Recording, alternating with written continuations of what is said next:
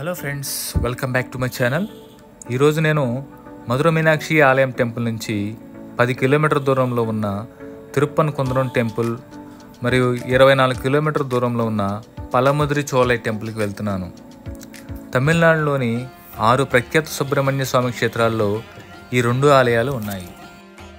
ఈ ఆలయం ప్రత్యేకత ఏమిటంటే ఈ ఒక్క క్షేత్రంలోనే సుబ్రహ్మణ్య స్వామి కూర్చొని దర్శనమిస్తారు. మిగతా అన్ని చోట్ల నిలబడిన మూర్తినే చూస్తాము. ఇక్కడ మరో ప్రత్యేకత ఏమిటంటే స్వామివారికి అభిషేకం చేయరు, ఆయన శక్తి స్థూలానికి అభిషేకం చేస్తారు. ఇక ఈ ఆలయం యొక్క స్థల పురాణానికి వస్తే, పూర్వం తారకాసురు అనే రాక్షసుడు శివుని కోసం తపస్సు చేసి బాలుడితో తప్ప ఇతరులెవ్వరితో చావులేని వరం పొందాడు. శివుని అంశతో 6 ముఖాలు 12 చేతులతో బాలుడు జన్మించారు. ఆ బాలుడే సుబ్రహ్మణ్య స్వామి. కుమారస్వామిని దేవతలు తమ సేనాధిపతిగా చేసి తారకాసుడితో 6 రోజుల పాటు భీకరయుద్ధం చేసి వధించాడు. అదే సమయంలో దేవతల అధిపతి అయిన ఇంద్రుడు తన కుమార్తె అయిన దేవయానిని పెళ్లి చేసుకోమని కుమారస్వామిని అర్థిస్తాడు. దానికి స్వామి అంగీకరిస్తారు. దానితో స్వామికి దేవయాని అమ్మకు ఇక్కడ వివాహం జరుగుతుంది. ఈ ఆలయం మొత్తాన్ని కొండను తొలిచి నిర్మించారు. ఇది ఒక కేవ్ టెంపుల్, కాకపోతే లోపలికి వెళ్తే మనకు అలా అనిపించదు. కలగర్ కోవెల్. ఈ ఆలయం సుమారుగా 2000 సంవత్సరాల పూర్వమైనది.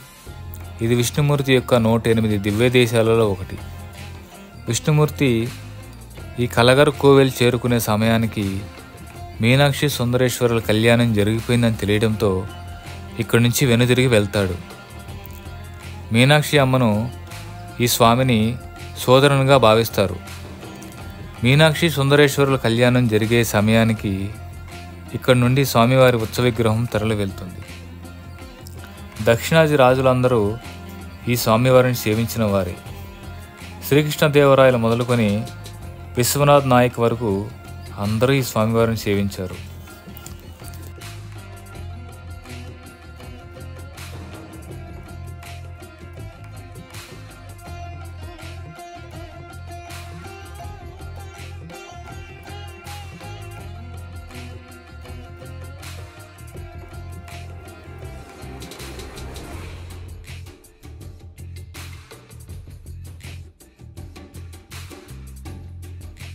కలగర్ కోవెల్ నుంచి బయటకు వచ్చిన తర్వాత ఇక్కడ కొండ మీద ఉన్న పలముదిరి చోళై టెంపుల్ వెళ్ళటానికి టెంపుల్ బస్సెస్ అవైలబుల్లో ఉంటుంది.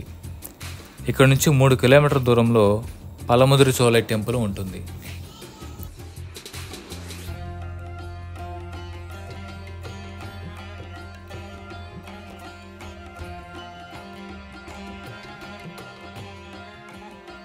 కుమారస్వామి 6 ముఖ్య ఆలయాలను 6 పడై వీడు అని పిలుస్తారు. తమిళ వాళ్లకు ఈ 6 ఆలయాలను కుమారస్వామి 6 తలలుగా భావిస్తారు. ఇక్కడ వాళ్ళకి ప్రధాన దైవం కుమారస్వామి. ఈ ఆలయంలో మాత్రమే స్వామివారు వల్లి దేవసేనలతో కలిసి దర్శనమిస్తారు. స్వామివారు 4 చేతులతో జ్ఞానశక్తిగాను, వల్లిదేవి ఇచ్ఛాశక్తిగాను, దేవయాని క్రియాశక్తిగాను పూజింపబడతారు. ఈ ఆలయం నుండి 1 కిలోమీటర్ కొండ మీదకి వెళ్తే నూపురు గంగ ప్రవహిస్తూ ఉంటుంది. ఈ నీటిని చాలా పవిత్రంగా భావిస్తారు. ఇక్కడ చాలామంది స్నానాలు చేస్తారు. క్యాన్స్తో ఈ నీటిని ఇంటికి తీసుకువెళ్తారు.